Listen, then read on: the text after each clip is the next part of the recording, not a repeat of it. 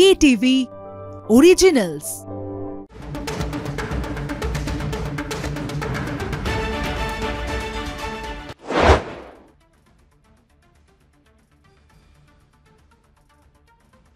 নমস্কার, আপনারা দেখছেন stadium bulletin co presented by jack olive oil এবং আজকে স্টেডিয়াম বুলেটিন নিয়ে আপনাদের সঙ্গে রয়েছি আমি জহিতা। আমার সঙ্গে আলোচনায় রয়েছেন আমাদের ডিজিটাল হেড অর্পণ ঘোষ। অর্পণ দা, স্বাগত জানাবো অনেক স্টেডিয়াম বুলেটিনে।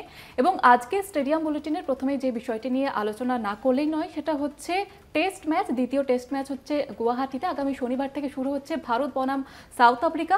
এবং এই ম্যাচ ঘিরে উন্মাদনা যেমন রয়েছে, সব থেকে একটা বড় প্রশ্ন আছে শুভমান গিল, তিনি কি খেলছেন?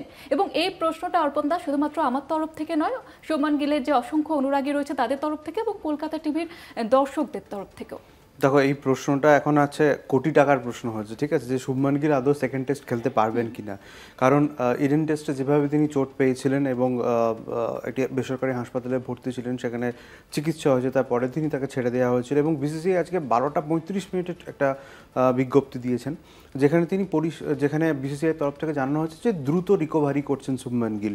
এবং সবার প্রশ্ন যেটা, তাহলে কি সেকেন্ড টেস্টে শনিবার দিন তিনি মাঠে নামবেন? সেটা কিন্তু শনিবার সকালে সিদ্ধান্ত নেওয়া হবে বলে বিসিসিআইয়ের পক্ষ থেকে এখনো পর্যন্ত জানানো হয়েছে।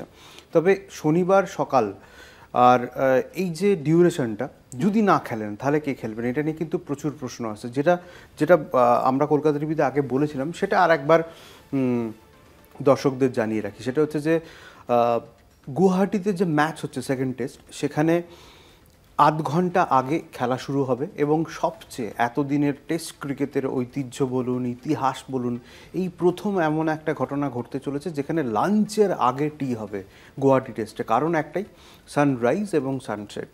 সেই কারণেই কিন্তু এই সিদ্ধান্ত নেওয়া হয়েছে। দুটো বোর্ড, ভারতীয় বোর্ড এবং দক্ষিণ আফ্রিকা বোর্ড আলোচনা করে এই সিদ্ধান্ত নিয়েছে, আইসিসিকে জানিয়েছেন। এবং তারপরেই কিন্তু এই সিদ্ধান্ত হয় যে লাঞ্চের আগেই টি নেওয়া হবে সময় বাঁচানোর জন্য, যাতে 90 ওভার খেলানো যায়। সেই কারণেই কিন্তু এই সিদ্ধান্ত, সময় বাঁচানোর জন্য। এবার যে প্রশ্নটা ছিল সেটা হচ্ছে যে এইরকম একটা দারুণ ভেন্যু, সেখানে শুভমান গিলের পরিবর্তে কে খেলতে পারেন এখনও কিন্তু আমরা কনফার্ম নই, বা বিসিসিআইয়ের তরফ থেকে এখনও পর্যন্ত কিছু জানানো হয়নি। যেহেতু শনিবার সকাল পর্যন্ত টাইম নেওয়া হয়েছে, নীতিশ কুমার রেড্ডিকে আবার স্কোয়াডে ডাকা হয়েছে। সম্ভাবনা প্রবল, হয়তো শুভমান গিলের জায়গায় নীতিশ কুমার রেড্ডিকে খেলানো হলেও হতে পারে। এবং ব্যাটার হিসাবে কিন্তু যশস্বী জয়সওয়াল যেমন রয়েছে, কেএল রাহুল রয়েছে। 3 নম্বর স্লটটায় ওয়াশিংটন সুন্দরকে দেওয়া হয়েছিল, 4 নম্বরে শুভমান গিল।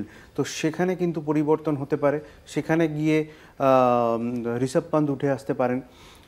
এই বিষয়গুলো পুরোপুরিভাবে নির্ভর করছে। কোথাও গিয়ে আমার মনে হচ্ছে যে হয়তো, যেহেতু শুভমান গিল একজন ব্যাটার, সেই ব্যাটারটা সাই সুদর্শনের সম্ভাবনা নেই বললেই চলে। এবং সেই কারণে যেহেতু স্কোয়াডে, আর আমার মনে হয় যে নীতিশ কুমার রেড্ডির সম্ভাবনাটা বেশি রয়েছে, যদিও আমাদের কাছে এখনও পর্যন্ত প্রপার কোনো ইনফরমেশন নেই। আর একটা জিনিস যেটা মাথায় রাখা দরকার, সেটা হচ্ছে শুভমান গিল যদি না খেলেন, শুভমান গিল এখন সম্প্রতি যে ফর্মে রয়েছেন, সেটা কিন্তু ভারতের জন্য বড় চাপের কারণ। তুমি যদি দেখো ইডেন টেস্ট, সেখানে কিন্তু যদি শুভমান গিল প্রথম ইনিংসে ব্যাট করতে পারতেন বা দ্বিতীয় ইনিংসে ব্যাট করতে পারতেন, তাহলে হয়তো ম্যাচের ফলাফল একটু অন্যরকম হলেও হতে পারতো। কারণ মাত্র 124 রানের টার্গেট ছিল, সেখানে ফেলিওর। এবং আরেকটা বিষয় ইম্পর্টেন্ট, সেটা হচ্ছে যে প্রথম ইনিংসে হয়তো লিডটা আরেকটু বেশি হতে পারতো, সেখানে হয়তো 124 রানের জায়গায় আরও কম রানে সাউথ আফ্রিকা লিড দিতে পারতো। কারণ এই যে একজন নির্ভরযোগ্য ব্যাটার যদি টিমে না থাকে, তাহলে কিন্তু সেই ইম্প্যাক্টটা পড়বেই, এবং সেটাই ইডেন টেস্টে পড়েছে। আমার মনে হয় ভারতীয় টিম ম্যানেজমেন্ট সেটাই চাইবে যে গুয়াহাটি টেস্টে যেন এরকম কোনো ইম্প্যাক্ট না পড়ে। 100% সুস্থ হলে তবেই কিন্তু শুভমান গিলকে খেলানো হবে, নচেত বিশেষজ্ঞ ব্যাটার, সেটা কে হতে পারে এখনো পর্যন্ত কোনো সম্ভাবনা নেই। তবে অলরাউন্ডার নীতিশ রেড্ডির সম্ভাবনাটা প্রবল, এটা নিয়ে কোনো সন্দেহ নেই। আরও একটি বিষয় অর্পণ দা, আমরা ইডেনের ক্ষেত্রে যেমনটা দেখেছিলাম যে পিচ নিয়ে কিন্তু অসন্তোষ প্রকাশ করেছিল সাউথ আফ্রিকা। তো এক্ষেত্রে গুয়াহাটির পিচ কেমন হতে চলেছে? দেখো, অসন্তোষ আবারও একটা জিনিস গৌতম গম্ভীর ম্যাচ শেষে বলেছিলেন যে আমরা যেমন উইকেট চেয়েছিলাম, ইডেনের পিচ কিউরেটার সুজন মুখার্জি সেরকম উইকেট দিয়েছেন। এবং আবারও বলছি যে ভারত স্পিনিং ট্র্যাক চেয়েছিল বলে সেই উইকেট দেওয়া হয়েছে। গৌতম গম্ভীর আরও একটা কথা বলেছেন যে কিভাবে হাউ টু প্লে স্পিন, সেটা কিন্তু খেলাটা জানতে হবে, এবং ব্যাটারদের সম্পূর্ণভাবে দায়ী করেছেন, এটা নিয়ে কোনো ডাউট নেই। আমার মনে হয় যে যেহেতু একজন দক্ষিণ আফ্রিকান ক্রিকেটার, গতকালই বলেছেন যে বুমরা যে গতিতে বল করছেন, যে ফর্মে বল করছেন, সেটা হয়তো কোনো কারণে 5 উইকেট নেওয়ার জন্য হয়তো গুয়াহাটি স্টেডিয়ামের গুয়াহাটির পিচ অন্যরকম হতে পারে। আমার মনে হয় না সেরকমটা সম্ভাবনা রয়েছে। আমার যতদূর মনে হয় যে স্পিনিং ট্র্যাকই হয়তো ভারত চাইবে, হয়তো যাতে 5 দিন ম্যাচটা হয় সেটাও চাইবে ভারত। আরও অনেক বিষয় নিয়ে আলোচনা হবে, তবে এখন সময় হয়ে গিয়েছে একটি বিরতি নেওয়ার। ফিরছি বিরতির পর, সঙ্গে থাকুন। ফিরে এলাম বিরতির পর। বিরতিতে যাওয়ার আগে পিচ নিয়ে আলোচনা করছিলাম এবং এই মুহূর্তে ভারতীয় টিম তারা কিভাবে প্রস্তুতি নিচ্ছে, জলের যা পরিস্থিতি। দেখো, শুভমান গিল ছাড়া তো খুব একটা চেঞ্জেসের কোনো সম্ভাবনা আমি দেখছি না। সেই অর্থে তুমি যদি বলো যে এবার প্র্যাকটিস কীরকম হচ্ছে, সেটা হচ্ছে যে গতকালও ঐচ্ছিক ছিল এবং সবাই আসতে পারেন বা না আসতে পারেন সেরকমভাবে। তো আজকে যেমন ফুলদমে প্র্যাকটিস হয়েছে। যে বিষয়টা তোমাদের একটা ইনফরমেশন দিই, সেটা হচ্ছে যে স্টেডিয়াম বুলেটিনের দর্শকদের জন্য শুনলে একটু ভালো লাগবে বাঙালি হিসাবে। কৌশিক মাইতি নাম, হাওড়াতে বাড়ি, ক্রিকেটার, ছবি দেখতে পাচ্ছেন আপনারা স্ক্রিনে। একে বলা হয় ময়দানে বলা হয় সব্যসাচী ক্রিকেটার। কেন জানেন? বাঁ হাতে এবং ডান হাতে দু হাতেই তিনি বল করতে পারেন। ভারতীয় নেটে তিনি ইতিমধ্যেই আছেন। তিনি থ্রোডাউন করছেন, কখনো কখনো তিনি বল করছেন দু হাতে। যখন ডানহাতি ব্যাটাররা আসছে বাঁ হাতে বল করছেন, আবার বাঁহাতি ব্যাটাররা যখন আসছে ডান হাতে বল করছেন। এই যে স্পিন আতঙ্ক হয়ে গিয়েছে ভারতীয় ব্যাটারদের, সম্প্রতিকালে ইডেন টেস্টে যেটা দেখা গিয়েছিল, সেটা কাটাতেই কিন্তু কৌশিকের ডাক পড়েছে। কৌশিক অনেক দিন ধরে আইপিএলে অনেক আগে নেটে বল করেছেন, তবে এবার ভারতীয় দলে নেটে বল করছেন। ইডেনেও তিনি বল করেছেন এবং গুয়াহাটিতে আরও বেশি করে কৌশিককে বল করতে দেখা যাচ্ছে। আমাদের গর্ব বাঙালি হিসাবে যে স্পিন একটা সমস্যা চলছে ভারতীয় ব্যাটারদের জন্য, সেখানে দু হাতেই একজন সব্যসাচীকে ইউজ করা হচ্ছে। একটি সংবাদ মাধ্যমে তিনি জানিয়েছেন যে তাকে গম্ভীর বা মর্কেল কিছু বলছেন না, তিনি নিজের যেটা মনে হচ্ছে, যেভাবে বল করতে চাইছেন সেটা তিনি বলেছেন। জাদেজার থেকে তিনি পরামর্শ নিয়ে জাদেজা হতে চান, জাদেজার রোল মডেল তার কাছে, কৌশিকের কাছে, তাকে বল করেছেন নেটে। সব মিলিয়ে বোঝা যাচ্ছে যে এটা বলার একটাই কারণ আমাদের গর্বের। সেই কারণে আর একটা বিষয় রয়েছে যে ভারতীয় ব্যাটারদের স্পিনে কোথাও একটা সমস্যা হচ্ছে। মানে বলা যেতে পারে প্রায় 50 বছরের বেশি সময় পর এরকম একটা ঘটনা ঘটলো, যেখানে 6টা ম্যাচ হয়েছে, মাত্র ভারত 2টো জিতেছে, 4টে হেরেছে। 4টে সিরিজের কথা বলতে গেলে নিউজিল্যান্ডের কাছ থেকে এই রোগ শুরু হয়েছে। এবং বাবুমা কিন্তু বলেছিলেন যে নিউজিল্যান্ড যে পদ্ধতিতে, যেভাবে ভারতকে পরাস্ত করেছে, তারা সেটা অনুকরণ করছে। অতএব গুয়াহাটি টেস্টও বাবুমা জিততে চাইবেন, যাতে 2-0 করা যায় হোয়াইট ওয়াশ।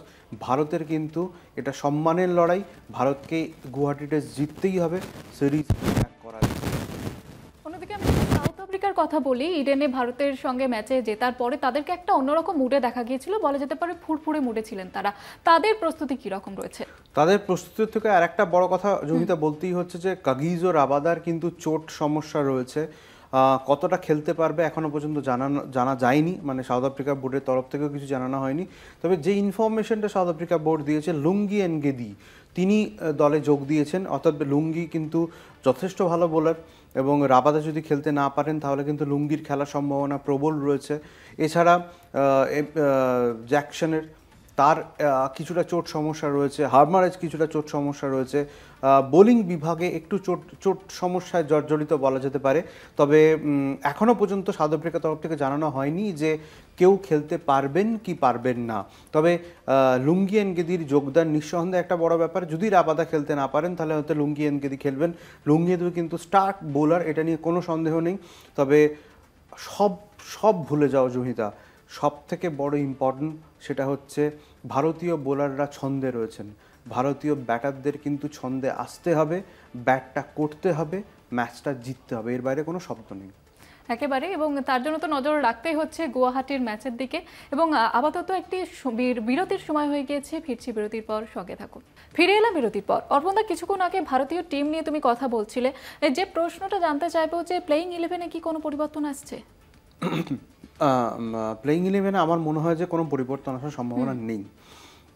যেটা তোমায় বলছিলাম যে ফোর্স চেঞ্জ হয়তো গিলের পরিবর্তে হলেও হতে পারে। তবে গিল যদি খেলেন এর থেকে বেটার আর কিছু হতে পারে না। কারণ তুমি যদি দেখো যে জয়সওয়াল ইডেন টেস্টে হয়তো তার ব্যাট কথা বলেনি বা সেইভাবে তিনি রান পাননি, এবং যেভাবে আউটটা হয়েছেন খুবই খারাপ আউট হয়েছেন এক কথা বলা যেতে পারে। তো সেই কারণে আমার মনে হয় যে নিজেকে রেকটিফাই করবেন জসওয়াল, এবং তিনি অবশ্যই সুযোগ পাবেন। নিঃসন্দেহে জসওয়াল ভবিষ্যতের তারকা এবং তিনি ভারতের ক্রিকেট দলের সম্পদ। তাই জসওয়াল এবং কেএল রাহুল দুজনেই ছন্দে ছিলেন। এই ইডেন টেস্টে রান পাননি ঠিক আছে, আমার মনে হয় যে এই পরিবর্তন কখনোই আসবে না। 3 নম্বরে ওয়াশিংটন সুন্দরকে আনতেই হবে, কারণ দলের মধ্যে সবচেয়ে বেশি রান তিনিই করেছেন ইডেন টেস্টে, এবং তাকে যে দায়িত্ব দেওয়া হয়েছিল সেই দায়িত্ব তিনি পূরণ করেছেন। তিনি বল করেছেন, ব্যাট করেছেন, ভালো পারফর্ম করেছেন, তাই তিনি থাকছেন। 4 নম্বরে গিল না হলে হয়তো ঋষভ পান্তকে আরও উপরে তুলতে হতে পারে। ঋষভ পান্ত আপাতত তিনি ছন্দে রয়েছেন। ইডেন টেস্ট বাদ দিয়ে গুয়াহাটি টেস্টে কীরকম খেলেন তার উপর ডিপেন্ড করছেন। একদম তিনি সুস্থ হয়ে মাঠে ফিরেছেন, তো আমার মনে হয় যে এটার কোনো পরিবর্তন হওয়ার সম্ভাবনাই নেই। জাদেজা রয়েছেন। এদিকে তুমি যদি বোলিং বিভাগে দেখো তাহলে কিন্তু জসপ্রীত বুমরা ডেফিনেটলি মানে এই পিচে ইডেন টেস্টে স্পিনিং উইকেটে তিনি 5 উইকেট নিয়েছেন, ফাইফার হয়েছেন। নিঃসন্দেহে তার থাকা নিয়ে কোনো সন্দেহ নেই, তিনি থাকছেন। এদিকে জাদেজার কথা তো বললাম, জাদেজা থাকবেন, মোহাম্মদ সিরাজ থাকবেন।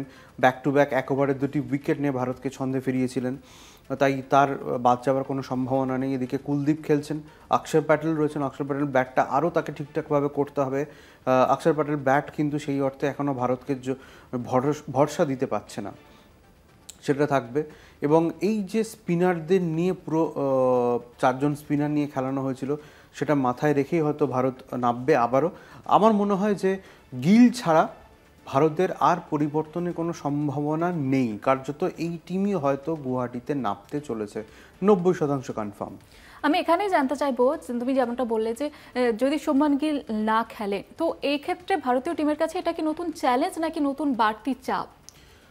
গিল অধিনায়ক, তিনি না খেললে ঋষভ পান্ত অধিনায়কত্ব করবেন, কারণ তিনি ভাইস ক্যাপ্টেন। ইডেন টেস্টের সেকেন্ড ইনিংসে তিনি অধিনায়কত্ব করেছেন। এবং যে বাড়তি চাপের থেকে বড় কথা ভারতের ডিসঅ্যাডভান্টেজ, কারণ শুভমান গিল এমন একজন ব্যাটার, ম্যাচের রং ঘোরাতে তিনি পারেন, তাই তার না খেলাটা এই মুহূর্তে শুভমান গিলের রিপ্লেসমেন্ট নেই ভারতীয় দলে। তুমি অলরাউন্ডার দিয়ে খেলাতে পারো বা অন্য কোনো ব্যাটার দিয়ে খেলাতে পারো, শুভমান গিল না খেলাটা ভারতের ডিসঅ্যাডভান্টেজ, এটা নিয়ে কোনো ডাউট নেই। তাই শুভমান গিল খেললে ভারতের অ্যাডভান্টেজ, না খেললে ডিসঅ্যাডভান্টেজ। এবং ভারতকে ভাবতে হবে যে শুভমান গিল যদি না খেলে তাহলে শুভমান গিলের পরিবর্তে কাকে খেলানো উচিত, যার থেকে আমি 100 নয় 200% পাবো। তাই টিম ম্যানেজমেন্টের কাছে এটা চ্যালেঞ্জ। সেই কারণে বিসিসিআই এখনও পর্যন্ত জানায়নি যে শুভমান গিল আদৌ খেলতে পারবেন কিনা। তাকে 100% ফিট করে খেলানোর চেষ্টা চালানো হচ্ছে। শুভমান গিল নিজে খেলতে চান, তার সেই স্থিতি দেখা গিয়েছে যখন তিনি হাসপাতালে ভর্তি ছিলেন। সৌরভ গঙ্গোপাধ্যায়ের সঙ্গে 10-15 মিনিট কথা হয়েছিল, তিনি সেখানে আক্ষেপ করেছেন তিনি থাকলে হয়তো অন্যরকম একটা ম্যাচের ফলাফল হতো। তাই সব মিলিয়ে শুভমান গিলের থাকাটা ভারতের জন্য দরকার, এটা নিয়ে কোনো সন্দেহ নেই। আমি যদি জানতে চাই যে সাউথ আফ্রিকার ক্ষেত্রে তাদের কি কোনো নতুন চমক আছে? নতুন চমক নেই, কারণ যেটা তোমায় বললাম আমি আগের ব্রেকে যাবার আগে, সেটা হচ্ছে যে বোলিং বিভাগে 3 জনের চোট সমস্যার কথা জানানো হয়েছে। দ্রুত রিকভারি করছেন হামা এবং মার্কো অ্যানসেন। তো এই দুজন সুস্থ হয়ে গেল। রাবাদারটা কনফার্মেশন নেই, রাবাদা যদি না খেলেন তাহলে লুঙ্গি এনগিদি খেলবেন। আর ব্যাটারদের মধ্যে সবাই মোটামুটি ঠিকঠাক রয়েছে। এবং যে ইনিংসটা বাবুমা খেলেছেন ইডেন টেস্টে, আবারও বলছি প্রশংসার যোগ্য। ইডেন টেস্টে বাবুমার ইনিংসে কিন্তু সব কিছু ভারতের হাত থেকে কেড়ে নিয়েছিল, হায়েস্ট রান তিনি। এবং আরেকটা বিষয় বলে রাখি তোমায়, সেটা হচ্ছে ইডেন টেস্টের হয়ে যাওয়ার পরও বাবুমা কিন্তু সৌরভ গঙ্গোপাধ্যায়ের সঙ্গে কথা বলেছেন, টিপস নিয়েছেন। এটা কিন্তু দক্ষিণ আফ্রিকার জন্য প্লাস পয়েন্ট। বাবুমা এমন একজন অধিনায়ক যিনি এখনও পর্যন্ত একটি টেস্টও হারেননি, অপরাজেয় অধিনায়ক। তাই বাবুমা চাইবেন গুয়াহাটি টেস্টও না হারতে, এবং তিনি তার দক্ষিণ আফ্রিকাকে নিয়ে আবারও একটা 2-0 সিরিজ জিততে তিনি চাইবেন, কারণ এটা WTC চলছে। আরও একটি বিরতির সময় হয়ে গিয়েছে, ফিরছি বিরতির পর, সঙ্গে থাকুন। ফিরে এলাম বিরতির পর। এবার একটু ঘরোয়া ক্রিকেটের দিকে নজর রাখবো। আমি অর্পণদার কাছে যেটা জানতে চাইবো যে রিঙ্কু সিং এর তার পারফরমেন্স নিয়ে কি বলবে? দারুণ, এক কথায় দারুণ। 176 রান করেছেন তিনি, ভাবাই যায় না, বিধ্বংসী বলা যেতে পারে। এখানে একটা বিষয় আমি বলতে চাই যে রিঙ্কুর এই ইনিংস কিন্তু অনেক রকম বার্তা দিল। সেটা কি, আমরা সবসময় রিঙ্কু সিংকে দেখেছি যে T20 স্পেশালিস্ট ব্যাটার, কিন্তু অবশ্যই তিনি একজন টি-20 স্পেশালিস্ট ব্যাটার, কিন্তু সাদা জার্সিতে লাল বলে ক্রিকেটে কিন্তু দারুণ পারফরমেন্স। এটা কিন্তু একটা নির্বাচকদের জন্য বার্তা। এবার হয়তো রিঙ্কু নিজে হয়তো মুখে কিছু বলবেন না, কিন্তু নির্বাচকদের একটা বার্তা দিলেন এই ইনিংসের মাধ্যমে। বলা যেতে পারে তার দল একেবারে শুয়ে পড়েছিল, সেই অবস্থা থেকে রিঙ্কু সিং এই রান এবং একদম বলা যেতে পারে যে দারুণ ক্লাসিক্যাল পারফরমেন্স। এটা তার জীবনের সবচেয়ে বেশি রান ফার্স্ট ক্লাস ক্রিকেটে। টেস্ট ক্রিকেটে তার অন্তর্ভুক্তি নিয়েও কিন্তু একটা ইঙ্গিত তিনি দিয়ে রাখলেন, যেখানে রিঙ্কু সিং যেভাবে টি-20 স্পেশালিস্ট, এবার হয়তো তার লাল বলেও ক্রিকেটে ঢোকা উচিত। হয়তো টিম ম্যানেজমেন্ট অবশ্যই এটা মাথায় রাখবেন এবং পরবর্তীকালে রিঙ্কু সিংকে যদি সাদা জার্সিতে দেখা যায় তাহলে অবাক হবার কিছু থাকবে না। কিন্তু রিঙ্কু সিং দারুণ একজন ফিল্ডার, দারুণ একজন ব্যাটার। সামনে আইপিএল আসছে, যদিও সামনে বলাটা ভুল, এখনও অনেকটা সময় রয়েছে। রিঙ্কু সিং কিন্তু নির্ভরযোগ্য ব্যাটার, তাকে ভরসা করা যায়। রিঙ্কু সিং কিন্তু এখনও পর্যন্ত তার ব্যাট যা কথা বলেছে, যে দলের হয়ে তিনি খেলুক, মানে আইপিএলের কথা বলছে, আইপিএলে কলকাতার হয়ে তিনি খেলছেন, কলকাতাকে নির্ভরযোগ্যতা দিয়েছেন, টি-20তে ভারতকে নির্ভরযোগ্যতা দিয়েছেন। সব মিলিয়ে রিঙ্কু সিংয়ের একটা বড় বার্তা বলা যেতে পারে এই ইনিংস। তুমি যখন আইপিএল এর কথা বললে তখন একটা বড় খবর পাওয়া যাচ্ছে যে আরসিবি বিক্রি হয়ে যাচ্ছে, কিন্তু তার মালিক কে হচ্ছে না, এই প্রশ্নটা হচ্ছে। দেখো, এটি ফিল্ম সংস্থা কন্নড়, পুরোপুরি নেওয়া হচ্ছে না, কিন্তু তিনি তার একটা একটা ম্যাক্সিমাম শেয়ার তার কাছে থাকবে। শুধুমাত্র যে নতুন এমনটা নয়, 2023 সাল থেকে তারা মার্কেটিং, প্রচার ইত্যাদি ইত্যাদি বিষয়গুলো তারা আরসিবির দেখতেন। আরসিবির যে মালিকানা ছিল তারা দেখছে যে আরসিবি চালিয়ে, মহিলা এবং পুরুষ দল চালিয়ে 7 থেকে 8%-এর বেশি তাদের প্রফিট আসছে না। সেই কারণে তারা ছেড়ে দিতে চাইছেন এবং সেই কারণে এই কন্নড় ফিল্ম সংস্থা তারা করেছেন। তবে এখনও পর্যন্ত কিন্তু পুরোপুরিভাবে কারা নেবে সেটা ডিসাইডেড হয়নি। দাম যথেষ্ট একটা আছে, যেহেতু গতবার ডিফেন্ডিং চ্যাম্পিয়ন হয়েছে আরসিবি এবং 17,000 কোটি টাকা দলের দাম দেওয়া হয়েছে, এবং কারা নেবেন বা কোন সংস্থা নেবেন সেটা এখনও পর্যন্ত কিছু জানা যায়নি। তবে মনে হয় এই ফিল্ম সংস্থা যেমন একটা পার্সেন্টেজ নিয়েছে, এইভাবে হয়তো 2-3 জনও মালিকানা থাকতে পারে আরসিবির ক্ষেত্রে। একেবারে আমরা অনুষ্ঠানের একদম শেষ মুহূর্তে চলে এসেছি। আমি লাস্ট যে বিষয়টা জানতে চাইবো, যে বিষয়টা নিয়ে কথা বলবো, ভগ ম্যাগাজিনে 4 জনের যে ছবিতে বেরিয়েছে সেটা নিয়ে কি বলতে? এটা ভারতীয়দের জন্য গর্বের ব্যাপার, কারণ যেভাবে এই প্রথম ভারতীয় মহিলা ক্রিকেট দল ওয়ার্ল্ড কাপ চ্যাম্পিয়ন হয়েছে এবং সেই দৃশ্য বা সেই ছবি, সেই আনন্দ আমরা এখনও পর্যন্ত ভুলতে পারি না। একটা আলোড়ন পড়ে গেছে বলা যেতে পারে।